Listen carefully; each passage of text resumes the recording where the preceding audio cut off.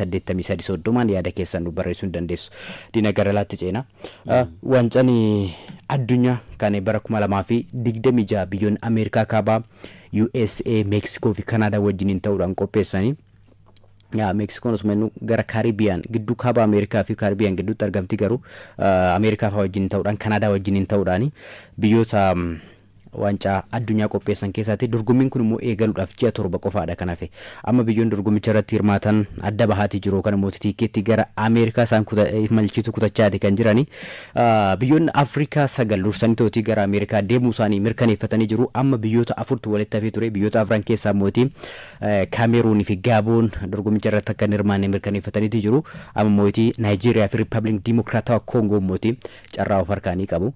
Yoo xiqqaate taphoota lama biyyi mo'atanii gara wancaa addunyaatti darbuu isaanii kan mirkaneeffatanii ta'a biyya Afrikaa kurnaffaa ta'uudhaaf har'a mootii halkan sa'aatii 4 irraa eegaluudhaaf Nigeriyaan baay'ina ummataatiin Afrikaa irraa sadarkaa tokkoffaa irratti argamtu Republika Dimokiraataa Koongoo Afrikaa irraa baay'ina ummataatiin sadarkaa afuraffaa irratti argamtu wajjin morkiin isaan godhanii eegama.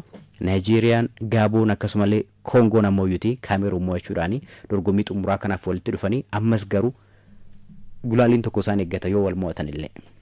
Dhugaadha gulaaliin isaan eeggatu salphaanaaf fakkaata biyya Caribbean keessa ta'uu danda'a waan ta'eef amma wanti guddaan tapharraa kana eenyutu injifata Nigeriyaadha moo Republika Dimokiraataa Koongooti kan jedhu Nigeriyaan dorgommii kanarratti yookiin waancaa addunyaa kanarratti irra deddeebiidhaan hirmaachuudhaan biyya Afrikaa seenaa olaanaa qabduudha. Taphni kun Morokootti taphatama staadiyeemii mootii Mawlaa Abdallaatti taphatama taphoonni lamaan isaaniitu kan darbeellee achuma Morokootti taphatamanii Dimokiraataa Republika Koongoo kan laallu yoo ta'e erga bara 1974 waancaa addunyaa irratti hirmaattee hin beektu seenaa sana jijjiiruudhaaf kanarra falmattu even yeroos maqaan isheetu Zaire ture maqaa kanaan yookiin Republika Dimokiraataa Koongoo maqaa jedhu qabattee waancaa addunyaa irratti hirmaattee jirtu as dhiyoo kana garuu Koongoon taphattoota jajjaboo hedduu horattee jirtu horachaas jirti Premier League liigota gurguddoo Awurooppaa keessa kan taphatan Nigeriyaan akkuma beeknu taphattoota hedduu oomishuudhaan biyya beekamtuudha duraanis ta'e amma sararri fuulduraa Nigeriyaa sharp ta'uunsaa beekamaadha taphattoota kanneen akka Victor Osimhen Akorfa Sevilla keessa taphattoota taphatuudha keessattuu Osimhen as dhiyoo kana ga'umsi mul'isaa jiru adda jennee ilaaluu dandeenya. Tapha Gabon goolii 4-1 daqiiqaa 120 keessatti injifatan irratti goolii 2 galchee jira taphataan kuni. Akkasuma kilaba isaa Galatasaarayifis bara kana ga'umsa ajaa'ibaa mul'isaa jira. Tapha Champions League Awurooppaa Ajax waliin taphatan irratti goolii 3-0dhaan gaafa Galatasaray injifatu goolii 3 galchuudhaan hat-trick hojjete akkasuma taphataa cimaa torbee sana kan Champions League Awurooppaa ta'uun isaa ni beekama. Garuu Nigeriyaan tapha Gabon injifatteen dura kaffaltii fi wantoota tokkoon boonasiin jajjabeessitu wannachiistu wal qabate mootummaan biyyattii waggaa lamaaf waadaa isaanii nuun eegne jechuudhaan shaakala adda kutanii turanii garuu dorgommii sana injifatanii jiru har'allee egaa tilmaama injifannoo Nigeriyaadhaaf kennuu dandeessa gareen isaan hammatan taphattoonni isaan of keessatti qabatan taphattoota laayyoo miti Koongoonis garee salphaa kan taane beekamaadha. Garee kana wal qabatee ammatti taphataa miidhamarra jiru Bissouma akka ta'edha sanaan ala garuu taphattoonni kana garee kana keessatti even tapha marsaa darbee yookiin tapha darbe goolii 1-0 gaafa injifatan taphattoonni garee kana keessa turan hedduun isaanii taphattoota muuxannoo fi akkasuma dandeettii ol'aanaa qaban waan ta'eef taphni kun tapha eegamuudha. Nigeriyaan tapha kana injifattee waancaa addunyaa kanarratti kan darbitu ta'e mootummaan biyyattii onnachiiftuu kana duraa sanaa fi akkasuma onnachiiftuu dabalataa taphattoota kanneeniif kennuudhaaf waadaa galeefii jira. Humna dabalataa qabatanii gara dirreetti waan seenan fakkaatu warri Nigeriyaan. Nigeriyaan biyya lixa Afrikaa baay'ina ummataatiin ummata miiliyoona 200 fi miiliyoona 36 ol qabduudha. Afrikaa irraa kan jalqabaatee addunyaa irraa immoo baay'ina ummataatiin sadarkaa 6ffaa irratti biyya argamtuudha. Baay'ina ummataa hedduu qabdi. Dinagdeedhaan illee biyyoota Afrikaa fooyya'an keessumaa gara lixaa kanaati. Takkaadha jechuun danda'ama. Seenaa kubbaa miilaa Afrikaa keessatti immoo tarree jalqabaa irratti biyyoota waamamuu danda'an keessaati ishee takkaadha. Taphattoonni akka JJ Okocha, Nyanko Kanu, Rashid Yakini akkasumallee John Obi Mikel fa'aa kaasu taphattoota maqaa isaanii waamteen xumurre hedduu isaaniitu jiru. Joseph Yobo fa'aa, Seven Keshi lubbu isaanii amara amma boqotee jira leenjisaa garee biyyaalessa Naayijeeriyaa fa'aa dhakaa ture taphattoonni akka Finidi George Yakuba Gbeni fa'aan hedduun isaanii warra maqaa guddaa qaban Naayijeeriyaan kubbaa miilaa Afrikaa keessatti taphattoota ciccimoo superstar ta'an yookaan immoo taphattoota sadarkaa idil addunyaatti illee ciccimoo ta'an kan gumaachiteedha jechuun danda'ama. Ramaddii ishee keessaa gulaalii waancaa addunyaa 2026 kanaatiin biyyoota akka Lesotho, Zimbabwe, Benin, Afrikaa kibbaa wajjin ramadamtee turte. Sila waraqaa irratti gaafa laaltu osoo gulaalli kanaaf hin ga'in dura dursee totti ramaddii ishee tiraan dabartee totti tilmaama jalqaba akka kenniituuf Naayijeeriyaa ture. Taphattoota ammas garee ishee keessaa qabduun wal bira qabdee gaafa laaltu jechuudha. Amma Naayijeeriyaan sararratti Calvin Bassey fa'aa kaasuu dandeessa Fulhamiif kan taphattoonni akka Ayinaa fa'aa jiru Nottingham Forest fa'aaf taphatu akkasuma amma gara fuulduraatti gaafa akkana sarara gidduurratti Alexi Wobii fa'aa amma Fulham keessatti ga'umsa akkamii akka inni qabu kana garuu kan dura Arsenal keessa taphachaa kan ture taphattoonni akka Victor Osimhen, Ademola Lookman fa'aa hedduu isaanii kaasuu dandeessa. Kanaaf fuulduraa isaa adda waancaa Afrikaa darbeen illee hanga xumuraatti deemte Cote d'Ivoire qopheessuu dorgommichaatiin mo'atamtee waancaa dhabuun ishee ni yaadatama. Kanaaf garee cimaa Afrikaa keessatti akkaadha turte garuu mootii Republic Afrikaa kibbaa xaanduraanii qabxii 17 xumurte Afrikaan kibbaa qabxii 18 kallattiidhaan hirmaannaa waancaa addunyaa argatte. Naayijeeriyaan mootii akkasumallee Benin wajjin qabxii wal fakkaataa 17 qabachuudhaan sadarkaa lammaffaa fi sadaffaa qabachuudhaan xumuran. Eric Sekou Chile leenjisaa garee biyyaalessa Giinii turanii amma erga inni leenjisaa garee biyyaalessa Naayijeeriyaa ta'eeti asitti Naayijeeriyaan adeemsa keessa fooyya'aati kan isheen jirtu. Gulaalii waancaa addunyaa kanaatiin erga inni garicha leenjisuu eegalee hin mo'atamne gareen kun Naayijeeriyaan jechuudha.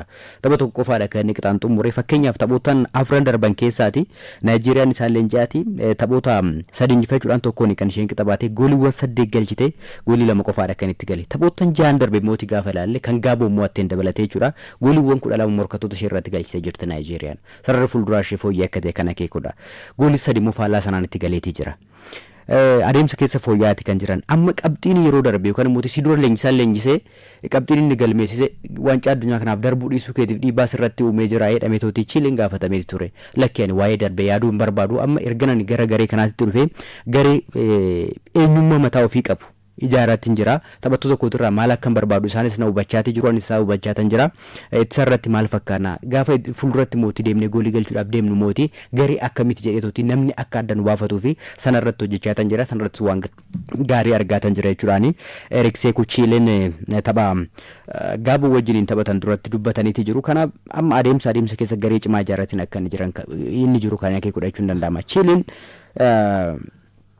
tapha keessatti toofta taphasaa jijjiiretooti qabxii eegsifachuudhaaf akkasumallee qabxii argachuudhaaf wanti inni godhu fooyya'aa jechuun danda'ama. Fakkeenyaaf taphuma Gaaboon goolii 4-1 mo'atan irratti daqiiqaa 120 fudhatu iyyuu malee jechuudha. Jalqabarra toofta taphaa 4-4-2 gara daree kan seenee gidduutti immoo gaafa gareensaa goolii galchuudhaaf rakkatu taphattoota sarara gidduu irratti 4 turan gara fuulduraatti siqsee 4-3-3 fayyadamaati kan ture. Boodarra immoo gaafa goolii galchan maal godhe goolii qabxii argatan immoo eegsifachuudhaaf taphattoota sarreessaa 5 godhe 5-4-1tti deebisee sarara fuulduraarraa immoo tokkicha hir'ise. Kanaaf qabxii eegsifachuudhaaf yoo gareensaa goolii galchuu baate taphattoota sarara fuulduraatti baay'isee yoo mootii gareensaa goolii galchee immoo qabxii argate immoo eegsifachuudhaaf akkaataa sanaan tactical flexibility kan jedhamu sana yookaan mootii tapha keessatti toofta taphaasaa jijjiiruudhaaf qabxii eegsifachuudhaaf yookaan qabxii argachuudhaaf wanti inni godhu garee biyyaalessa Naayijeeriyaa fayyaduu danda'a jedhamee kan eegamu. Akka waliigalaatti garuu Naayijeeriyaan dhaloota kana dura qabduun ammallee garee kana keessaa qabduun ammooti waan sana madaalu gochaati jirti jechuun baay'ee ulfaataadha. Dhugaa dubbachuudhaan taphattoonni garee biyyaalessa Naayijeeriyaa rakkoo maallaqaa waan qaban hin fakkaatu. Amma biyyoota Awurooppaa keessatti liigota jajjaboo Awurooppaa keessatti warri taphatan hedduun isaanii amma garuu waa'ee onnachiistuutii fi kan isaanii yeroo shaakala dhaabuun qaanii guddaadha dhugaa dubbachuudhaan. Jaalala biyyaa waan jedhamu sanaan sun tarii isaan jaalala biyyaa caalaa waan maallaqa dursisanii kan fakkaatu. Yeroo baay'ee kubbaa miilaa Afrikaa keessatti keessumaa gara lixa Afrikaa kanatti ni baay'ata. Onnachiistuun hin kanfalamne nuuf hin kanfalamne shaakalluu hin taphanne tooti hanga shaakala dhaabutti kun sana waan isaan madaalu professionaalummaan xiqqoo sanarraa waan hanqatudha kan fakkaatu. Biyyoota Awurooppaa keessatti wanta akkanaa gaafa kaastu hin mul'atu. Taphattoonni waan akkanaan kaasanii tarii amma hoggansa irras rakkoon jiraachuu danda'a ta'a. Tarii waa dangalamee tooti waa sun gaafa eeggamuu dadhabee san nama uffachiisuu danda'a ta'a. Garuu mootii biyya kan dursu hin jiru. Kanas haa ta'u sana taphattoonni kun ofii isaaniitiif hanqina maallaqaan qabanii ofii isaaniitiif mootii hiyyeeyyii deeggaruulee warra danda'anidha. As deebi'anii tooti gaafa isaan waa'ee onnachiistuu kaasan tarii hanqinni ogummaa akkasuma mootii jaalalli biyyaa isaan biratti akka inni jiru akeekituudha jechuun ni danda'ama. Hanqinni hooggansa illee naannoo san amma kuufama waggaa lama gaafatan waggaa lama jechuun san dura gaafachuu danda'u ture yeroo critical ta'e kanatti gulaalee xumuraarra jiran kanatti waan akkasii kaasunu akkuma tu jetteen qaawwi akka jirudha bulchiinsa birallee ta'uu danda'a taphattoota birallee waan jiru natti fakkaate gareen isaa waliin taphatan Riippaabilikii Dimokiraataa Koongoo garee salphaa miti Girmesh Kaameruun injifateeti garana kan dhufe gareen kun leenjisaa Sebastiaan Dizaabriidhaan leenjisaan kun kilaboota Afrikaa hedduu leenjisuudhaan leenjisaa muuxannoo qabanidha waa'ee daadfaa leenjisanii jiru Ugaandaa garee biyyaalessa Ugaandaa leenjisanii jiru kubbaaf miila Afrikaa keessatti muuxannoo guddaa qabu. So leenjisaan kun waan addaa hojjechuu danda'u taphattoota garee kana keessa jiran karaa sirrii ta'een qindeessanii fayyadamuudhaaf leenjisaa jajamaa jiranidha. Ammatti Yohaane Wiisaa taphataa murteessaa midhamaan dhabanii jiru tapharraa kanarratti tajaajila isaan argatan garuu taphattoota kanneen akka Baakambuufaa Cedric Baakambuufaa Bogonda Afissa Maayileefaa taphattoota kanneen qindeessuudhaan tapharraa kanaaf qophaa'aa akka jiranii fi qormaata Naayijeeriyaa ta'uu akka danda'anidha kan himaatii jiru. Sanaan ala garuu mootummaan Riippaabilika Dimokiraataa Koongoo akkuma dura kaasuudhaaf yaale bara 1974 osoo maqaa kanaan argatiin yookiin Riippaabilika Zaayir jedhamanii waammaa yeroo turanitti dorgommii kana yookiin waancaa addunyaa irratti kan hirmaatan bara kana bara kamuu caalaa bara isaan dorgommii kana irratti hirmaachuu barbaadanii fi waancaa addunyaatiin bara kana biyyoota 48 hirmaata waan ta'eef qaama seenaa kanaa ta'uu akka barbaadanii simamaatii jira. Kanaaf Naayijeeriyaan tapharraa kanaan taphattoota tikaasi sanaan akkasuma tooftaa taphaa leenjisaan kun fayyadamaniin dabalata gareen kun taphattoota muuxannoo qaban liigota gurguddoo keessatti muuxannoo qofa osoo hin ta'in taphattoota of kennanii taphatan hedduu keessatti hammachuun isaa taphni irraa kun tapha salphaa akka hin taanee fi Riippaabilikii Dimokiraataa Koongoollee carraa injifachuu akka qabdudha kan namatti mul'isu. Koongoon amma erga waancaa addunyaa irratti hirmaattee waancaa addunyaa 1974 lixni Jarmanuu yeroo sanan tokkummoomne jechuudha. Isheen qopheesse waggoon 51 darbanitti jiru. Sana booda amma carraa of harkaa qaban kanaadha. Amma Sebastiaan Dizaabriin bara 2022 irraa eegaluudhaan garee kana wajjiniin turan. Gaafa garee kana leenjisuu eegalan new generation new project yookaan immoo dhaloota haaraa fi projektii haaraa jechuudhaan kan isaan eegalan. Garee kana leenjisuu jechuudha. Erga sanaasitti waancaa Afrikaa darbeen biyyi kun sadarkaa afuraffaatiin akka xumurtu godhanii jiru.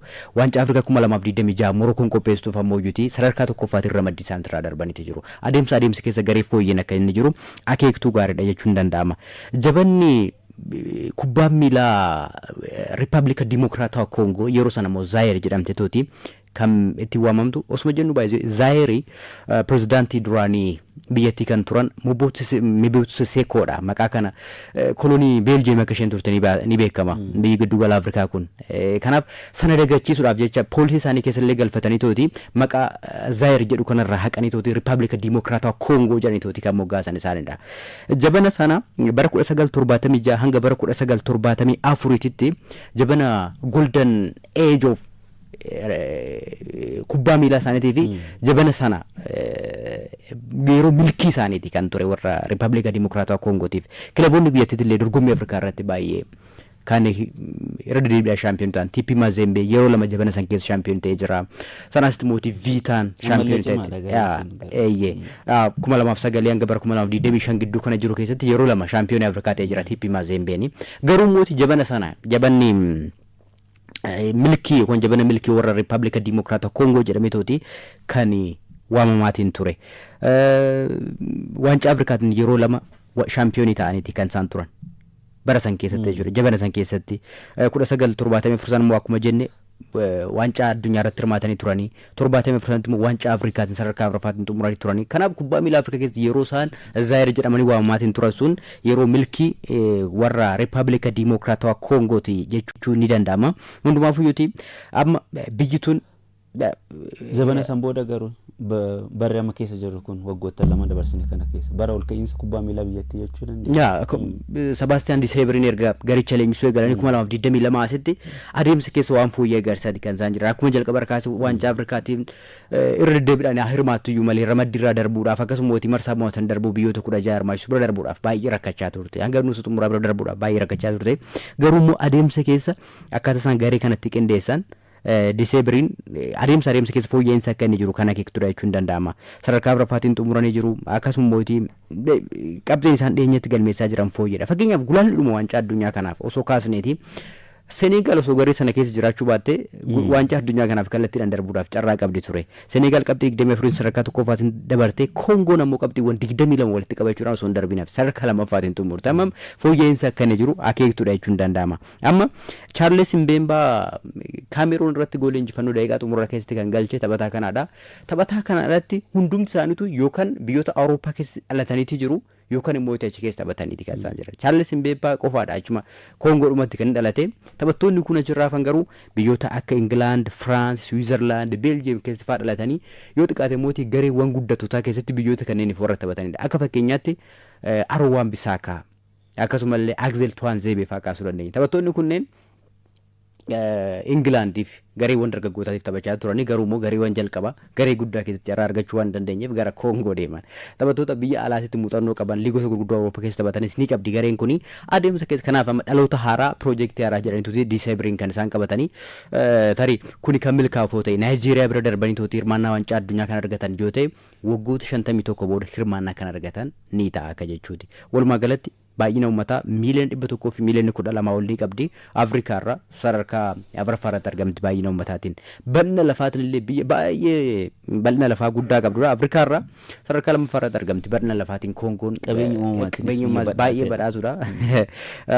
Akkasuma immoo addunyaarra bal'ina lafaatiin illee sadarkaa 11ffaarratti kan ishee biyyoota jajjaboo bal'ina lafaatiin addunyaa kanarra jiran keessaati Kongoon ishee tokkodha. Tarii taphattoonni akka Romelu Lukaku fa'aa osoo garee kana keessa jiraatan innis Kongoodha akka kaawwan beekama maatiin isaati. Deemee amma adeemsa keessa garuu Sebastian Diseebiriin garee gaarii ijaarratii jiran jechuun danda'aman piroojeektiin isaan qabatan piroojeektii gaariidha. Akkasuma mootii Erik Sekuchile namooti Naayijeeriyaa adeemsa keessa fooyyessaati jira. Morkiin isaarra Morokoo irraa baatetti godhan morkii akkaan eeggamudha jechuun danda'ama. Biyyoota lamaan tarii amma warri Koongoo waa'ee gaafa maallaqa gaafa kaasan irraa mul'achaa hin turre. Garuu immoo isaan kan darban yoo ta'e tokkoon taphattoota biyyattiitii fi pirezidaantiin biyyattii naannoo doolaara miiliyoona tokko nan kennaa jedheeti jira. Isaan durseetumaayyuu sirraan onnachiisaniiti jiru. Warri Naayijeeriyaa garuu ammas waa'ee onnachiisuutti kan isaan haasa'aatiin jirani. Biyyoonni kunneen lamaan kana duratti yeroo 3 taphoota dorgommii walitti dhufanini bara 2018tti Naayijeeriyaan Kongo wajjiniin goolii tokko ta'anii kan isheen xumurte 2015tti mootii Kongo 2-0 Naayijeeriyaa mootii turte bara 2010 mootii Naayijeeriyaan goolii 2-2 Riippaabilika Dimokiraatawaa Kongo mootii turte. Riikaardiin isaanii taphoota dorgommiitiin walitti dhiyoodha. Tokko wal mo'atanii tokko mootii qixaan xumuranii jiru waan ta'eedhaaf har'a mooyyuutii har'a baay'ee biyyoota lamaaniif morkii baay'ee akkaan eeggamudha waan ta'eedhaaf laayyootti gadi waliin dhiisan. Dhugaadha. Taphattoonni garee kana keessa jiran akkuma tuqaas hedduun isaanii taphattoota Pirimeer Liigii keessatti akkasuma liigota gurguddoo Awurooppaa keessatti gahumsa olaanaa mul'isanidha. Sanaan ala garuu taphataa sarratti isaa fi dursaa taphattoota Chaansel Mbemba malee taphattoonni hedduun isaanii akkuma tuqaas dhaloonni isaanii dachee Awurooppaa keessa ta'e liigota Awurooppaa keessa taphatanii biyya abbaa isaanii kan Kongoodhaaf taphachaa jiranidha. Waan sadibu garuu jaalalli isaan biyya isaaniitiif qaban olaanaa akka ta'edha. Keessattuu durarratti maqaadhaan wal qabatee waa'ee koloniitti wal qabatee wanti jiru suni akka isaan of jaallatan akka isaan of ta'an akka isaan biyya isaanii jaallatan waan taasisaniif fakkaata. Kana wal qabatee mootummaan biyyattillee of course giddu galeessaa fi naannoo san xiyyeeffannoon kubbaa miilaatiif kennamu olaanaa ta'uunsaa beekamaadha. Wantummaan isaan addunyaa irratti ittiin ol kaanii beekamaniin qabeenya uumamaa isaanii yookiin kolonii jala turuutiin dabalata kubbaa miilaatiin xiyyeeffannoo kubbaa miilaa bu'uuraalee misooma ispoortii taphattoota hedduu dachee Awurooppaatiif gumaachuu liigota Awurooppaa keessa taphachiisuu galii achirraa argamuun waa hedduu ittiin jijjiiruu keessatti waan fakkeenya ta'uu danda'udha.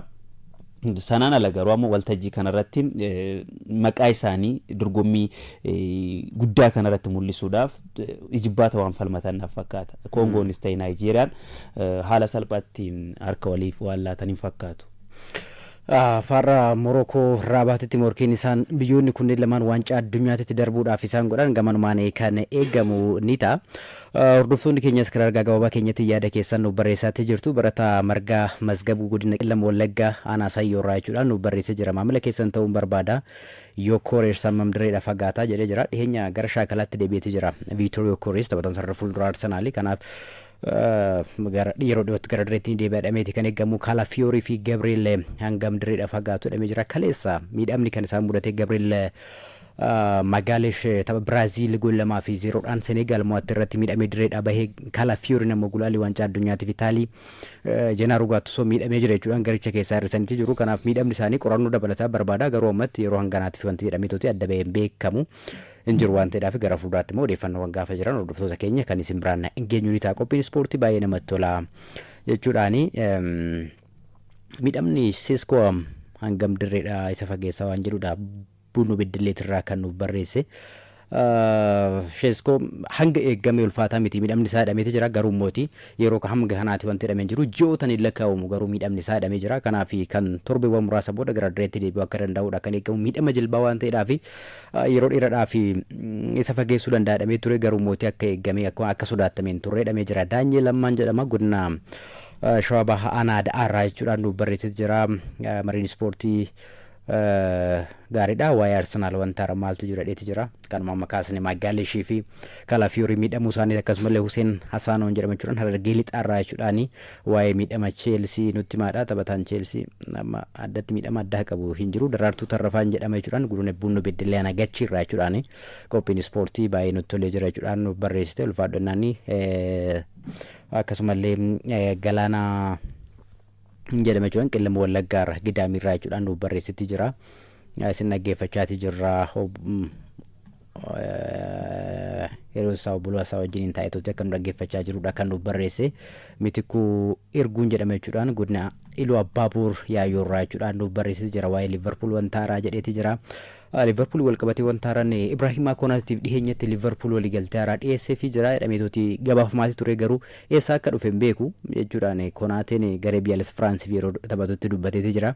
Garuu mootii yeroo dhiyootitti waliigaltee irra ni geenya jedhee tayyaada Liverpool wajjin jechuudhaan Ibraahimaa Konaateen himeeti jira. Dhaggeeffattoonni keenya lakkoofsaan hedduu taatan nuuf barreessaniiti jirtu. Garuu kan hunda keessanii qilleensa irra oolchuudhaaf baay'ee ulfaata. Akkuma carraa kanuma afaanitti na dhufeedha kanan dubbadhe waan ta'eedhaaf warroon maqaa keessan hin waamne na of galchaan isiniin jedhaati. Gara maddeen Awurooppaatti mootii waa muraasa akkasuma keenyas xumuramaa jirti waan ta'eedhaaf gulaalii waancaa addunyaa kan biyyoota Awurooppaa kanaanis kaleessa biyyoonni akka Speen akkasumallee Swiizerlaand faan mo'ataniiti jiru. Beeljiyeem mootii kaleessa qixa xumuruu isheetiin waancaa addunyaatiif tikeettii ishee malchisu sonkuutatti naftee jirti. Garuu tapha xumuraatti ammas carraa ni qabdi. Mee tapha Joorjiyaa fi Speen irraa kaanume. Gulaalii waancaa addunyaa kanaan biyyoonni Awurooppaa gulaallii kan gaggeessaati jiran biyyoota Afrikaatiin duubatti hafaniiti jechuu dandeenya. Maaliif biyyoonni Afrikaa 9 kallattiidhaan hirmaannaa isaanii mirkaneeffatanii jiru. Amma biyyoonni Awurooppaa 2 mirkaneeffataniiti jiru hamma yoonaatti jechuudha. Firaansiif Inglaand kan mirkaneeffate. Noorweeyis tapha tokko qofa barbaaddi. Qabxii tokko qofa barbaaddi.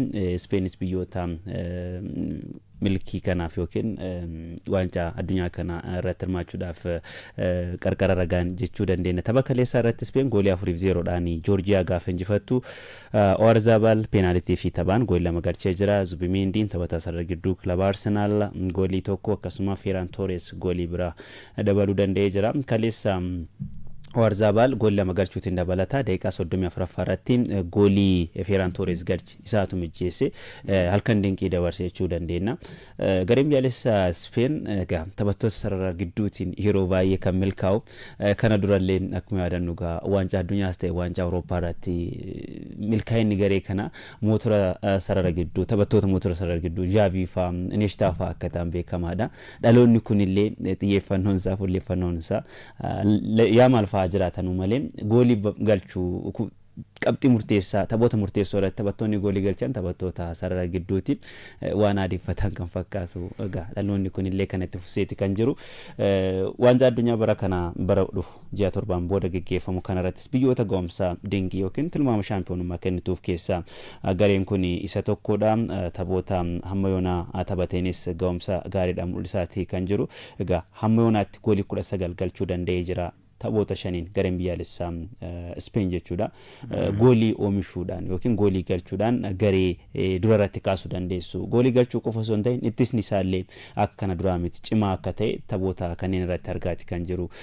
So ittisni garee kana akkasumas sarara fuulduraa fi sarara gidduu goolii galchuu irratti fooyyee ta'uu isaatii wal qabate Spain ammallee warroota tilmaama kennituuf keessaa jennee waan kaasuu dandeenyu erga bara 2010 waancaa addunyaa Afrikaan kibbaa qopheessite shaampiyoonii ta'anii booda waltajjii kanaan waan gaarii yookiin shaampiyoonii ta'anii beekan waan ta'eef.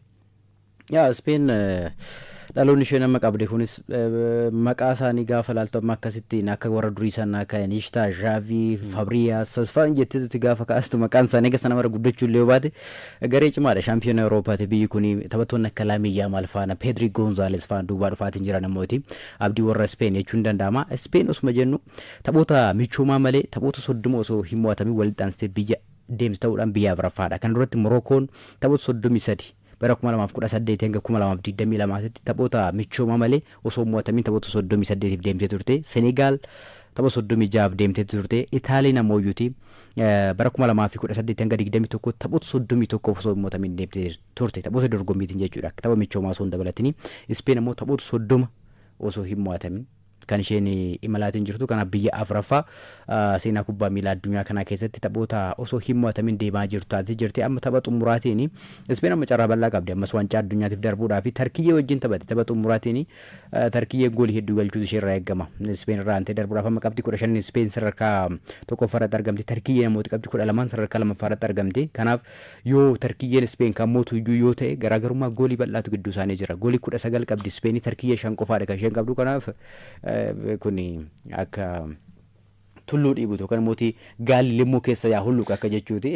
Wanti dhibu Girmish gara biyyaalessa Spain tapha 5 goolii 19 galchee gooliin tokko sitti hin galle. Tarkiyyee sadarkaa lammaffaarra jirtu goolii 10 keessummeessee jirti. Joorjiyaan goolii 13, Bulgaariyaa 18. Baay'ee ajaa'ibe ittisnii fi akkasumas sararri fuulduraa garee kana hagana cimaa ta'uu isaa ragaalee gaafa laaltu baay'ee si dinqa. Ittisnii garee kana keessa jiru eenyufaa hammate kan jedhu sararri fuulduraa goolii 19 galchee tapha 5 eenyufaaf keessatti qabate gaafa jettee laaltu shaampiyoonii Awurooppaa ta'uu isheefaa akkuma tuukaaste immoo taphattoonni garee kana keessa jiran akka Xavi maqaan isaanii ol ka'ee akka Victor Valdes fa'aa karra eegaa cimaa akkasii qabaachuu dhabuu dandeessa. Carlos Puyol fa'aa ittisa akka sibiila taphoota akkasii fa'aa sammuu keessatti yookiin arguu yeroo sana maqama isaanii waamtee xumuruu Ramos, Piqué ittisarratti maqaa Casillas goolii eegaa Valdes caalaa Casillas fuuldura irratti David Villa faanee jiru. Garuu mootii ammas gareen duubaa dhufaa jiru kun dhaloon duubaa dhufaa jiru kun sanaa kee waan sana amma waancaa Awurooppaa darbeetti namoota isaan eegee shaampiyoonii Awurooppaa ta'aniiti jiru. Taphattoonni dargaggeeyyiin kun immoo umriin isaanii 20 jalqabarraa baay'een isaanii 20 gadis warri ta'an Yamal, Kubaarsi fa'aa kaasuu dandeessa. Kanaaf gara fuulduraatti illee Luis de la Fontaine waancaa addunyaa 2026 kanaatiin illee garee cimaa qabatanii dhiyaachuu akka danda'an akka barbaadanitti kubbaa qabatanii to'atanii taphachuu garee danda'uudha. Spain jabanuma ishee keessatti kan argaatiin turre kan duras taanaan jechuudha. Garuu biyyoota akka Tarkiyyee, Joorjiyaa, Bulgaariyaa wajjin jiraachuun ishee akka akkaan hin qoramne ishee godheeti jira jechuudha. Tarkiyyeen garee salphaadha. Yaa salphaa miti garuu Istaanbul deemtee goolii 5 afurratti galchitee turte yoo dogoggoruu baadhe Mikel Merinoon fanaatirii kan irratti hojjete. Aga sana hanga eeggamte Spain hin qorre turte jechuu barbaade tana deemee kaleessa mootii Kazakistaan wajjin kan taphatte Belgium dirree fiitan irratti goolii tokkotaan xumuruu isheetiin silaa gara waancaa addunyaatti ni dabartu ture osoo mo'attee jirteeti. Ammas garuu tapha xumuraatiin kan mo'attu yoo ta'e waancaa addunyaa irratti hirmaachuu ishee kan mirkaneeffattu ni ta'a. Sa'aatii qabnu wajjin deemuudhaaf garuu taphoota qabdiiwwan kaleessaa hunda isaanii tooti eerree hordoftoota keenya biraan geenye tooti haa gara xaanutti deemnuti. Taphoota kaleessaatiin biyyoota ramaddii baa keessatti argaman keessatti Kosovoon gool 2-0 Sloveeniyaa kan ishee mo'atte. Switzerland immoo dirree irratti Swiidin mo'atee jirti.